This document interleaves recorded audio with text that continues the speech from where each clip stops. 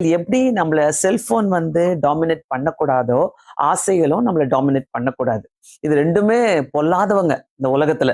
ஆசைகளும் பார்த்தீங்கன்னாக்கா, அ இத வாங்கலாம், அத வாங்கணும், இத போணும், அங்க போணும், இப்படி இருக்கணும், அப்படி இருக்கணும். பல காரியங்கள் ஆசைகள நம்ம வைத்திருக்கிறோம். ஆனா, இந்த ஆசைகள வந்து எப்படி கையாண்டு கொண்டு வருகிறோம், கையாளுகிறோம். அதுதான் முக்கியம். அதே மாதிரி நம்ம கையில இருக்கிற இந்த செல்போன நம்ம எப்படி கையாளுகிறோம், அதுவும் ரொம்ப முக்கியம். ஏன்னா நான் எப்பவுமே ஜெபம் பண்ணுவேன். நிறைய வாலிப பிள்ளைகளுக்கு நான் சொல்லி தருவேன். இந்த செல்போன் வந்து உங்கள டாமினேட் பண்ணக்கூடாது.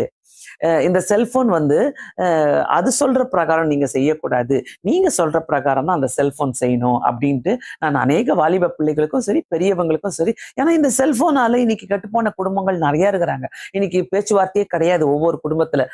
இன்னைக்கு பாத்தீங்கன்னா செல்போன் கையில இருக்கிறதுனால பெரிய பிஸ்தான் நினைப்பு நிறைய பேருக்கு. ஏன்னா எல்லாமே எனக்கு தெரியும். நான் என்ன வேணா பண்ணுவேன். நான் என்ன வேணா செய்வேன் அப்படின்ட்டு அவங்களுக்குள்ள பல எண்ணங்கள் இருக்குது. பிரியமானவர்களே, இதை பார்த்து கொண்டிருக்கிறீங்கனாக்கா கண்டிப்பா பாருங்க.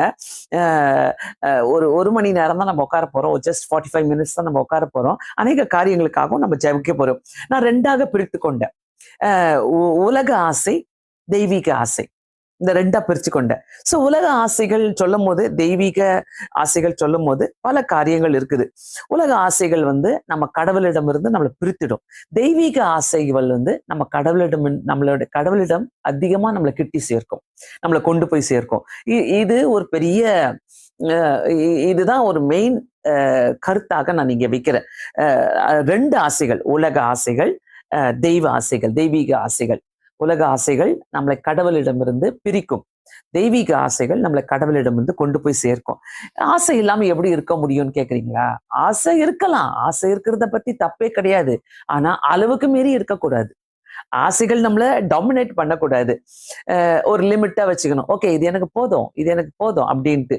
எல்லா விஷயத்திலுமே நம்மளுடைய நம்மளுக்கு தகுதிக்கு மீறி எந்த ஆசையும் வைக்கக்கூடாது. அதை புரிஞ்சுக்கணும் ஃபர்ஸ்ட்.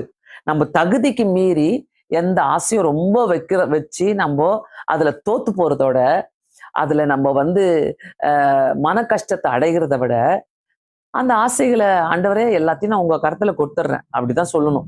சோ நிறையாவே நம்ம இந்த உலகத்துல பாக்குறோம்ல, ஏன் அவங்கள மாதிரி நம்ம இருக்க முடியல, இவங்கள மாதிரி நம்ம இருக்க முடியல, அவங்க மட்டும் நல்லா இருக்கிறாங்களே, இவங்க மட்டும் நல்லா இருக்கிறாங்க, எல்லாத்தையும் பாக்குறோம் பிரியமானவர்களே.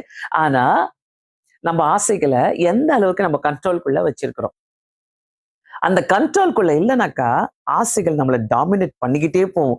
சோ தெய்வீக ஆசைகள் சொல்லும் போது அது இன்னும் நம்மள சந்தோஷமாக வைக்கும், சமாதானமாக வைக்கும்,